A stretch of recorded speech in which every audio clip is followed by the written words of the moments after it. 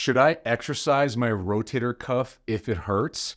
The answer is absolutely not. And here are 3 reasons why you should not exercise your rotator cuff if it hurts. The first is exercising into pain will tend to make it worse over time. A light exercise that doesn't hurt might be okay for you, but once you start to do exercise that causes pain in the rotator cuff tendons, then you're passing the threshold of tension that you could put through that tendon, causing it to hurt. And that's your body's response, letting you know that it's too much. So it's important to listen to that response.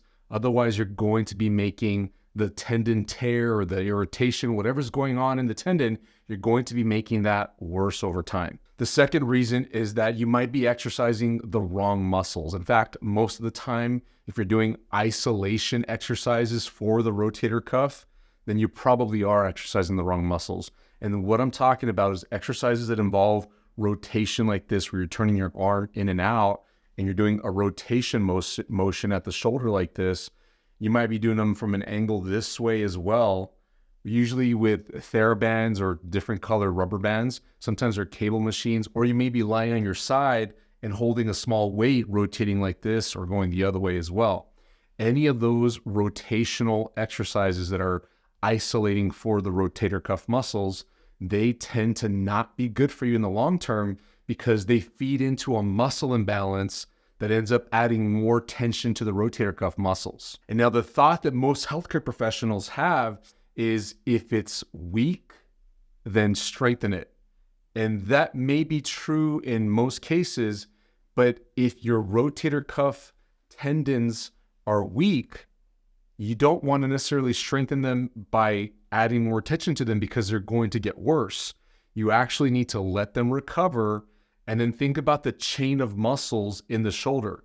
For instance, here you have the deltoid muscle covering the shoulder, covering right here. Then you have muscles up here in your neck, the trapezius muscles. And then you have muscles down into your arm, your bicep, your tricep, and other muscles in your forearm and all the way down into your hand. When you're doing any sort of exercise, you're using the entire chain of muscles, not just the rotator cuff muscles. And so it's important for you to realize how they should all be working together. If you're not doing exercises that take this into account, then likely you're adding too much pressure, too much tension on the tendons of the rotator cuff muscles, and you're going to cause more problems as time goes on. And the third reason is that you need to consider what phase of healing your tendons are in your rotator cuff. If it's hurting for you to do basic things like even just reach up overhead, hold something of a little bit of weight, like maybe a bottle of water or a cup of coffee, picking up a bag like a purse or something like that, then you are likely very irritated right now in your rotator cuff tendons, which puts you in an earlier stage of healing. Even if your rotator cuff tear has been there for a long time, for months or even years, you're having to go through the healing process over again, which puts you in an early stage of healing. Once it becomes pain-free to go through certain movements or exercises with your shoulder, then you're progressing out of lower stages of healing into higher stages where you can add more tension to the muscles and tendons, and it's not going to negatively affect the tendon injury. I teach all about the different phases of healing for rotator cuff tendon tears in my program called the Rotator Cuff Tear Recovery Program. You can learn all about it in the link in the description below. I've also got a bunch of videos here on YouTube in a playlist called the Rotator Cuff Tear Help Playlist.